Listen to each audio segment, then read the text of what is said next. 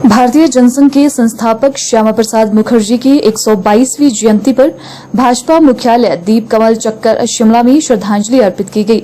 इस मौके पर विधायक जीतराम कटवाल मुख्य रूप से उपस्थित रहे। वहीं उन्होंने कांग्रेस सरकार पर निशाना साधते हुए कहा कि पार्टी के नेताओं के काम करने का तरीका किसी से छुपा नहीं है।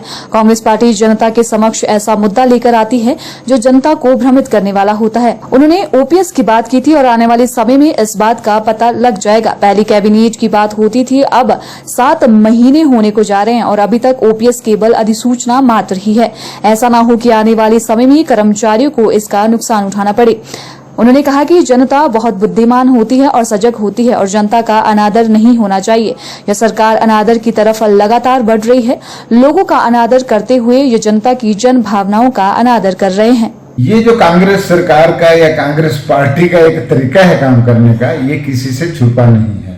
हमेशा ही कोई ऐसा मुद्दा लेके आते हैं, वो मुद्दा ज्यादातर भ्रमित करने वाला होता है। इन्होंने ओपीएस की बात की थी, अभी पता लगेगा आगे जाके ओपीएस का।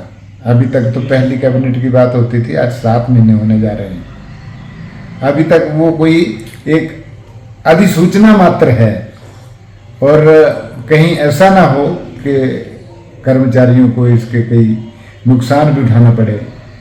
और जहां तक रही कॉन्ट्रैक्चुअल और आउटसोर्स एम्प्लॉइज की बात, मैं एक बात बड़ी स्पष्ट जानता हूं कि आउटसोर्स मुलाजमों को भी जो पैसा है सरकारी खजाने से जाता है और सरकारी खजाने से जिस व्यक्ति को पैसा जाता है उसको निकालने का तरीका भी सरकारी सहमति से एक इंसानियत के तरीके का होना चाहिए। इन्होंने आके पहले आते ही जल शक्ति विभाग के आउटसोर्स एम्प्लॉय निकाले।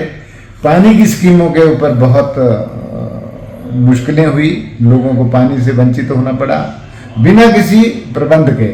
अब ये इन्होंने सोशल जस्टिस डिपार्टमेंट के, वुमेन चाइल्ड डेवलपमेंट डिपार्टमेंट के जो कर्मचारी थे आउटसोर्स, वो निकाले। अब ये आशा वर्कर्स के साथ जिन्होंने काम किया था, कोविड वर्कर्स, उनको निकालने की बात हो रही है। उसके साथ और भी इन्होंने एक ऐसा तरीका भ्रमित करने का कि हम इनको निकाल के नौकरी देंगे।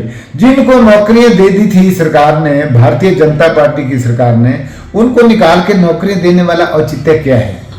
ये सब भ्रमित करने वाला है।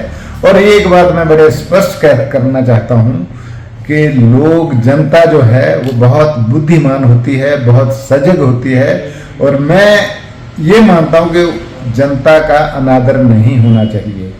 ये सरकार अनादर की तरफ लगातार बढ़ रही है और लोगों का अनादर करते हुए ये उनकी जन भावनाओं के साथ खिलवाड़ कर रही है।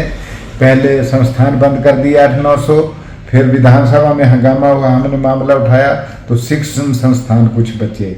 मैंने वहां भी कहा था कि आप अप्रैल में इनकी अपॉइंटेड डेट लो, जो स्कूलों की स्ट्रेंथ होती है, ये आप दिसंबर में और जनवरी में करी जा रहे हैं। तो उस टाइम तो इम्तिहान का टाइम होता है।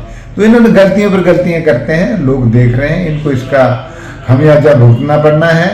और भारतीय जनता पार्टी को जो अच्छे काम किए हैं उसका श्रेय मिला भी है, भविष्य में भी मिलेगा। और लोग आतुर हैं कि भारतीय जनता पार्टी के कार्य कितने अच्छे हुए और आने वाले चुनाव में इसका परिणाम देखने को मिलेगा, ऐसा मेरा मानना है।